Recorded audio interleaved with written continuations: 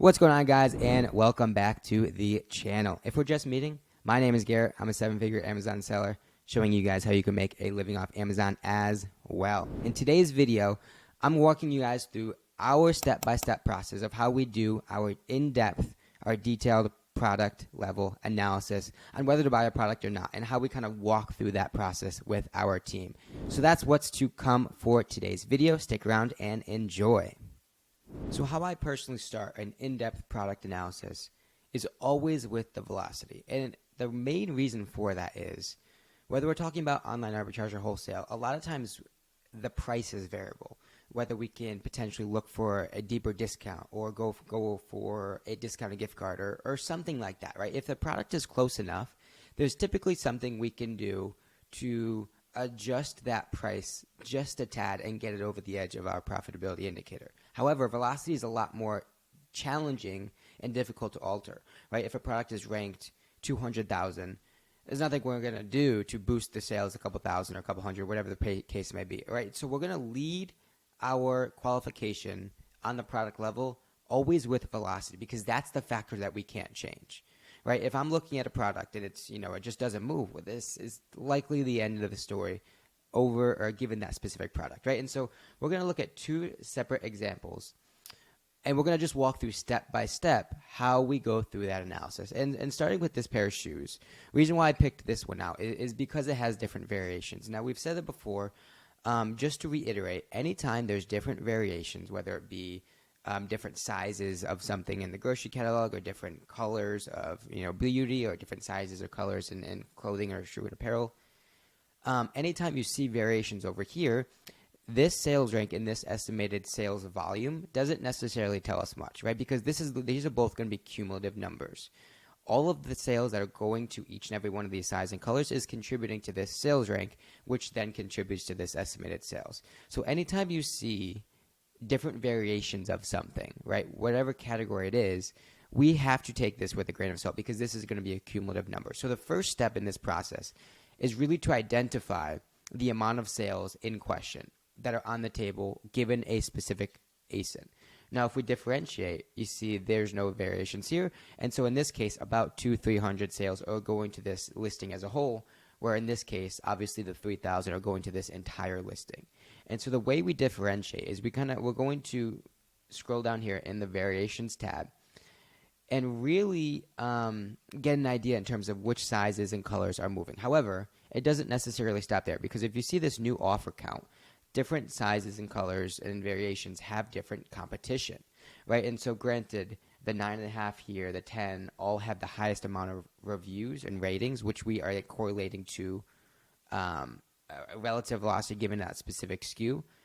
They also typically have more competition, right? And so, and to kind of backtrack, right, the way we are distinguishing relative velocity inside a listing is correlating the percentage of ratings that are going to a specific size, color variation in correlation to the amount of rating, the amount of velocity that's going to that specific size, right? Because the hypothesis is, if 5% of ratings are going to the 9.5, well, we're gonna estimate that about 5%, 10%, somewhere in that range of volume is going here. And so that's how we're gonna distinguish between velocity, right? And so as a very, very general estimation, we can take this 3,300, 3,000 sales and really multiply it by the percentage of ratings going to that specific size, color, etc.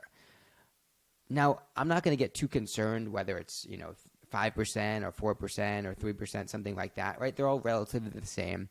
They're all getting a lot of ratings.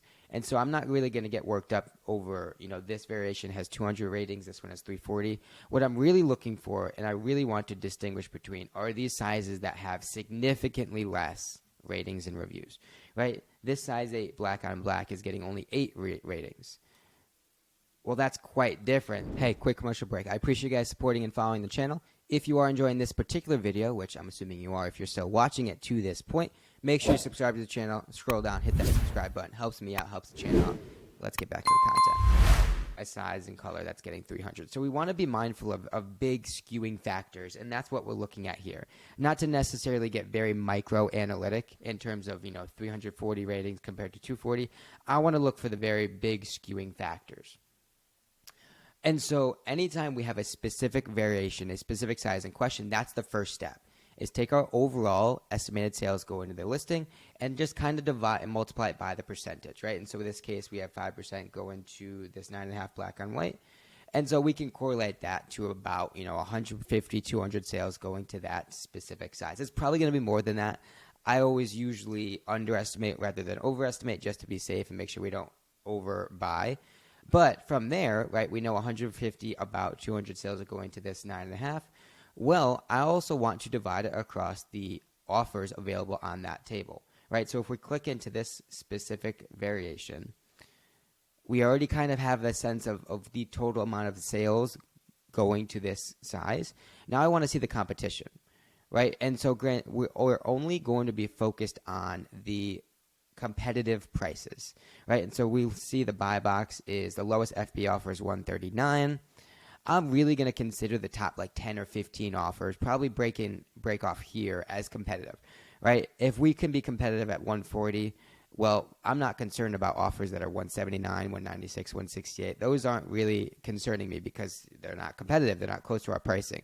And so when we look at the competitive market, when we're really doing our analysis in terms of, okay, there's 150, 200 sales on the table, I'm going to be competing with reasonably, assuming this guy falls off, probably about 10 to 12, everywhere up to this 151, right? 155, if we're competitive at 145, 147, even 140, these 155 offers really are concerning, right? And so in this specific scenario, I want to establish the sales on the table and then really get a sense of how much competition there is, how many sellers are prospectively going to be taking away from our cut, right? So in this case, 150, 200 sales on the table, divided across anywhere between 10 and 15 sales.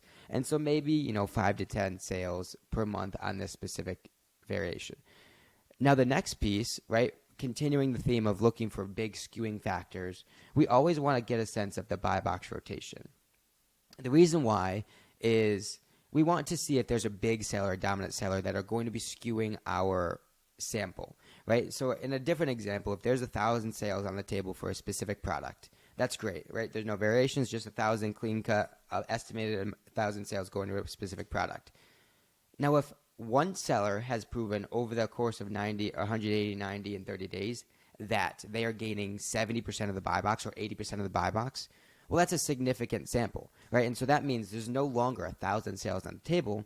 Well, now there's only, 1,000 minus 70%. So 200 or 300 sales on the table, assuming that seller stays in stock and they continue to claim 70, 80% of that buy box. That's a big skewing factor. So we want to account for that in our estimated sales velocity guidelines, right? Well, so again, similar to the ratings and the reviews, I'm not necessarily concerned with the 7% here, 6%, yada, yada, yada. I'm concerned with any one seller, whether it's Amazon or not, that are garnering 50, 60, 70, 80% of the buy box rotation, right? Because that's enough to skew my sample. In this particular scenario, there's, 30%. That's not really going to make or break anything, especially going back to our example that we were using, being that there are 1,000 sales on the table. 30% of that is 300 sales taking away from us. Now there's plenty of action that's left for everyone else. So that's the next step. We want to look at the buy box rotation to see if there's any particular one seller that's going to be skewing our estimation in terms of how many sales we can claim. That's the next step. The last piece, the next step in our analysis is really kind of going to be judging how stable is our market. Keep in mind, every product sourcing decision really comes down to profitability, velocity, stability, and ease of purchase, right? We want to analyze and get a perspective of how stable our market is, right? The more stable the market is, well, maybe we can sacrifice some velocity or some profitability, right? Because we're confident in the stability, we're confident in the long-termness of that product. In a market that's maybe only a couple weeks in the current position, well, I'm going to expect some more profit, right, to give some extra room for error because we don't have as much history. But in a scenario like this where we have the same specific price point for 4, 5, 6 months, I'm pretty confident that assuming the offers don't skyrocket, the price is probably going to remain the same.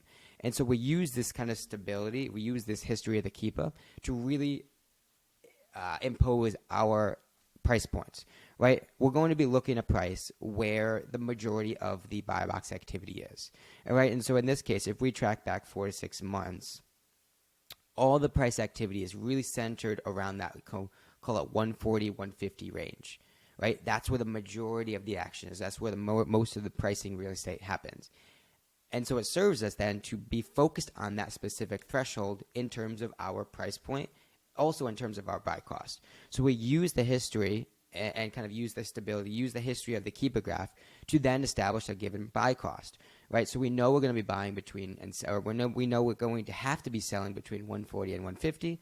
And so we can use that now as the final piece to establish our buying this requirement.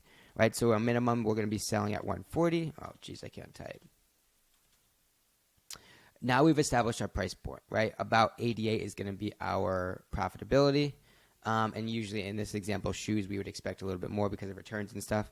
So now we've established about like $90 would be our requirement in order to make this work, right? We've gone through all the other steps. And now it's just a matter of going and trying to find a source, a supplier, a site, a whatever, to buy this particular shoe at that particular price. Now in this case, right, nothing really probably looks too promising. If the prices were closer, we can probably fight for that extra margin with a gift card or a discount or a coupon or something like that. But that's the process. Start with the velocity, qualify based on velocity, right? Distinguish in terms of, how much sales you expect to be able to earn, and then worry about stability, and then finally price point at the end, because that's the piece that we can change. Now going to this example, right, it's going to work pretty much the same. The only difference is, right, we start with this 200, and now we don't have to worry about the variation. So now we just want to make sure, and we want to pay attention to, again, the buy box rotation. Nothing super concerning here, right? Obviously a ton of OA sellers. The biggest seller is only earning 22%, so that's not super concerning, right? And then we obviously want to do the same sort of analysis with the competitive sellers. In this case, we're not really going to be too concerned with anyone probably over like 40, right? All these 5-6 sellers aren't really super imposing or threatening for us. And so again, our price point is around 40, 35 to 40 in the past 3 months, right? So now we've established our buy cost, right? So if we establish our selling price around 35, well, we need to be buying this around 18, right? To make our margins, to make our profitability. And so again, same thing. We see if we can buy it anywhere around that specific price point. And again, that's the process. Sales velocity, competition level, any skewing factors there, and then obviously establish our stability thresholds, and then go back to a specific buy cost. That's going to be it for today's video. That is really the step-by-step process of how we analyze in depth a specific product. Hope you enjoyed the video. If you did, like the video, subscribe to the channel, and we will see you in the next one.